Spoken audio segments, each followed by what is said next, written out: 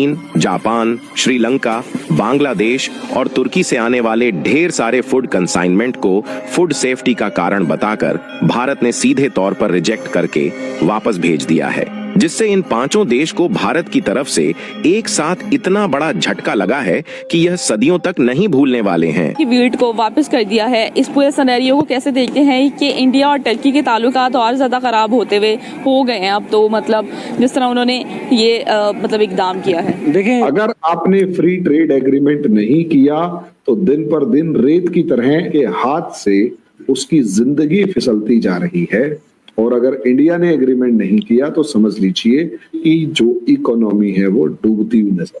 India could become third largest economy of this world by 2027. 2027 में भारत तीसरी बड़ी economy बन सकता है दुनिया की, और उनका भी कहना है कि ये अचीवेबल है ये टारगेट। देखिए, तुर्की जो है वो पाकिस्तान का दोस्त है, और अगर उसने ऐसा किया है तो गलत बात है। ऐसे किसी को धोखा नहीं देना चाहिए। जब बिजनेस आप कर रहे होते हैं तो बिजनेस में लेन देन के 100 मामलात होते हैं, लेकिन इस तरीके से आप किसी से डिलीवरी मंगवाते हैं फिर इनकार कर देते हैं कि हमें नहीं चाहिए, ये तो धोखा है। और अगर आप ऐसे करेंगे तो आइंदा आपसे फिर कोई ट्रेड करेगा ही नहीं। लेकिन अब आपको क्या लग रहा है कि मतलब वो एक तरह से क्या वाकई में घुटनों पर आ गया है, या अब प्रॉब्लम ये है घास नहीं डाली। हमारे वाले तो वैसे भी समस्या वाले हैं, आप जानते ही आजकल पाकिस्तान से बुरा कौन जाने का कि जो हाल इस टाइम पाकिस्तान, मतलब पाकिस्तान को असली दुख है मोदी के आने का। पूरी दुनिया में जिन दो को सबसे ज्यादा दुख है, तीन को, उनमें से एक जो है वो तो पाकिस्तानी है।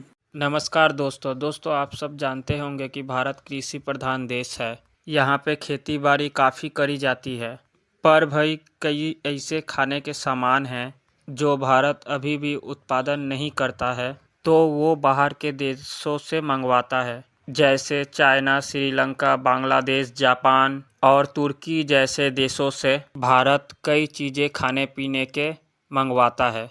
पर इसका मतलब यह है कि भारत को क्वालिटी प्रोडक्ट चाहिए होते हैं, और ये जो देश है जिनके मैंने अभी नाम लिए, यह दोस्तों भारत को लूटते थे। इन्होंने पूरी लूट मचा रखी थी। उनको लगता था कि भारत को ये सब प्रोडक्ट चाहिए होते हैं, भारत की डिमांड है तो इन्हें कैसा भी सामान बेच दो। पर इस बार दोस्तों ऐसा नहीं हुआ। भारत चीन, श्रीलंका, तुर्की, बांग्लादेश, जापान के जो खाने के सामान जो भारत में आ रहे थे, उनको दोस्तों भारत ने रिजेक्ट कर दिया है और बोल दिया है सेफ्टी कंसर्न। वीट जो है एक्सपोर्ट करने जा रहा था, एंड टाइम पे उनकी वीट लेने से इनकार कर दिया। तो चाहेंगे आप इस पूरे सिनेरियो को देखते हुए?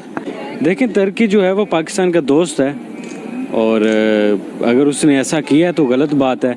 ऐसे किसी को धोखा नहीं देना चाहिए। जब बिज़नेस आप कर रहे होते हैं तो बिज़नेस में लेन देन के 100 मामलात होते हैं, लेकिन इस तरीके से आप किसी से डिलीवरी मंगवाते हैं फिर इनकार कर देते हैं कि हमें नहीं चाहिए, ये तो धोखा है।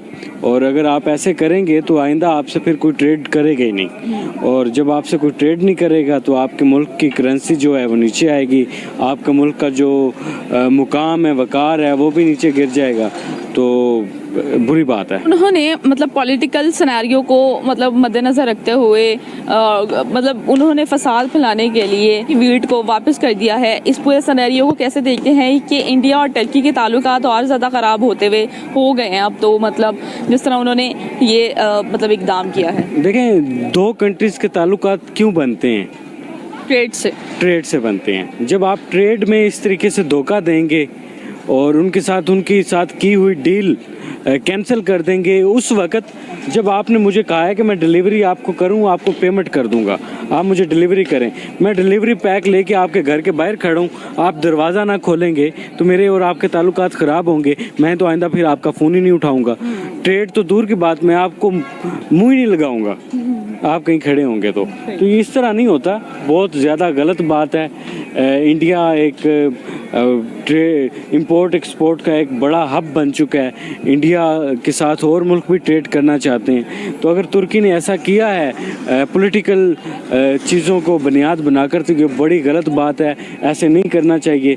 मैं इस चीज़ को रिजेक्ट करता हूँ। और बहुत सारे ग्राहक हैं, अगर मेरी दुकानदारी अच्छी है मेरे पास दुकान में, मेरे गोदाम में माल पड़ा हुआ है, तो दुनिया मेरे से माल ख़रीदना चाहती है। वीट हो गया, राइस हो गया, और भी बहुत सारी चीज़ें हैं जो इंडिया एक्सपोर्ट कर रहा है, इंपोर्ट कर रहा है। तो मतलब इंडिया तो एक प्रॉपर हब बन चुका है। दुनिया उनके साथ ट्रेड करना चाहती है, उनके साथ लेन देन के जो मामला है उनको डील करना चाहती है। तुर्की का ये इक़्तिदाम जो है, ये कदम जो है, ये इंतहाई नामुनासिब है। अब प्रॉब्लम ये है, घास नहीं डाली हमारे वाले तो वैसे भी समस्या वाले हैं। आप जानते ही आजकल पाकिस्तान से बुरा कौन जानेगा कि जो हाल इस टाइम पाकिस्तान, मतलब पाकिस्तान को असली दुख है मोदी के आने का। पूरी दुनिया में जिन दो को सबसे ज्यादा दुख है, तीन को, उनमें से एक जो है वो तो पाकिस्तानी है, दूसरे मुसलमान हैं, और तीसरा वो चाइना है। उसके बाद अमेरिका का नंबर भी आता है, यूरोपियंस का नंबर भी आता है कि भाई ये इंडिया की ये वाली सरकार जो है ये काबू में नहीं आती।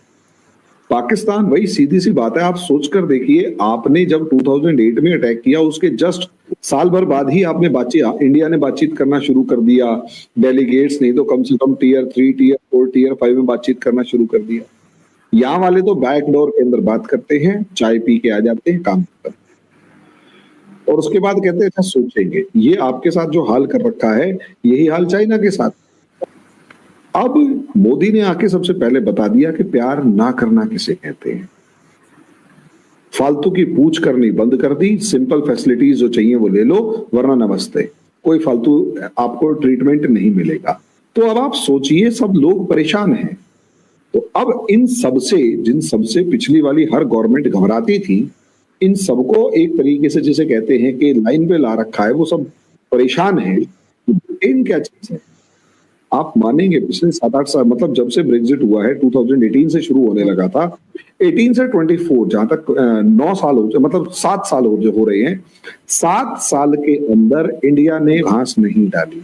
ये एक मुस्लिम, वहाँ पे मेजॉरिटी ज़्यादा है मुस्लिम्स की, तो हो सकता है वही ग्रजेस और वही चीज़ें अभी तक जहन में हों कि इंडिया के साथ हमने ताल्लुकात बेहतर नहीं करने, या इकॉनमी उनके साथ मिलकर हमने बेहतर नहीं करनी, हम खुद से करेंगे। वो एक जो रिलीजियस कॉन्सेप्ट लोगों ने अपना बनाया हुआ है इसको लेकर, जहाँ मेजॉरिटी और माइनॉरिटीज़ के डिफरेंस हो, तो ये एक बेसिक पर्पज़ हो सकता है। लेकिन मेरे ख्याल में इकॉनमी बेहतर करने के लिए, आई डोंट नो मतलब why did they take this decision, लेकिन उनको उनके हक में बेहतर लग रहा होगा। लेकिन मेरे ख्याल में ये एक बेसिक रीज़न हो सकती है क्या होगा कि उनको नहीं चाहिए एक्सपोर्ट इम्पोर्ट जो भी इनको वीट की। ये तो हर एक कंट्री का अपने वो जो ऊपर हुक्मरान बैठे थे ना, उनके डिसीजंस होते हैं, ठीक है ना। ये ऑडियंस ना, मेरा आपका किसी का भी डिसीजन नहीं होता कि क्या करना है क्या नहीं। तो उनको कोई प्रॉब्लम नहीं होगी, वहाँ पे मुस्लिम मेजॉरिटी नहीं है, माइनॉरिटी है, या इंडिया है, हिंदू हैं, उनको बस ये होगा कि हम अपनी इकॉनमी में बेहतर करें, चाहे हम वो हिंदू मुस्लिम वाला कॉन्सेप्ट है, चाहे जो भी कॉन्सेप्ट है। तो उन्होंने ये सोच के जो है वो अपनी इकॉनमी बेहतर करने के लिए कि उसको मज़ीद डेवलप कंट्री की तरफ चले जाएँ, वो ये सोच के उन्होंने जो है वो किया होगा। अगर उससे उनकी मुल्क की माइशत को फ़ायदा होता है तो ठीक है, वो कर सकते हैं। वो बाकी मार्केट लूज कर चुकी हैं, उनके पास इतना ऑप्शन नहीं है कि वो अपने जो भी प्रोडक्ट्स वो कर रही हैं उसको फुल फ्लेजेड लेवल पर बेच सकें। नतीजा उसका ये है, सबसे बड़ी मार्केट इंडिया की मार्केट, जो सबसे ज्यादा तेजी से ग्रो करने वाली मार्केट है, इससे अंदाजा लगा कर देखिए, दुनिया में सबसे ज्यादा कारें अगर बिकी हैं तो चाइना की, अप्रोक्सीमेट 2-2.5 करोड़ के आसपास कारें। अब चाइना कहता है इस कार वाली मार्केट में हाथ नहीं लगाने दूंगा। रियलिटी है, चाइना के अंदर अपनी कारें चलती हैं, बहुत ही ज्यादा अमीर होगा तो वो बाहर से कोई अमेरिका या ब्रिटिश मेड जो कार है वो बनवा पाता है, वरना वो नहीं लेके आता। वहीं अगर आप दूसरी तरफ देखेंगे तो आपको एक चीज साफ तौर पर नजर आएगी कि इंडिया की मार्केट के अंदर ओपन टू ऑल है, लेकिन वो दोस्तों ऐसे तो भारत काफ़ी चीज़ें अपनी प्रोडक्शन करता है, कई मसाले, गेहूँ, चावल, फल, पर उसके बावजूद भी दोस्तों कई फल होते हैं जैसे ब्रोकली हो गया, कीवीज़ हो गया, स्ट्रॉबेरीज़ और अखरोट। इन सब की जो प्रोडक्शन होती है वो भारत के अंदर काफ़ी लिमिटेड होती है। इस वजह से दोस्तों भारत को बाहर के देशों से ये सब सामान मंगवाना पड़ता है। तो दोस्तों भारत ने सोचा क्यों ना ये सब सामान अपने पड़ोसी देशों से मंगवाया जाए, क्योंकि जितने पास से मंगवाएंगे उतने कम खर्चा होगा। इसी के चलते दोस्तों भारत ने सोचा कि क्यों ना पड़ोसी देशों से ही मंगवाया जाए। तो दोस्तों पड़ोसी देश भी तेज निकले। चीन जैसा शातिर कंट्री वो सोचने लगा कि भारत को किसी भी क्वालिटी का सामान बेच दो, भारत को जरूरत है तो वो खरीदेगा। पर भारत अब ऐसा नहीं रहा। भारत ने साफ मना कर दिया, हमें अच्छी क्वालिटी का माल चाहिए, नहीं तो नहीं चाहिए।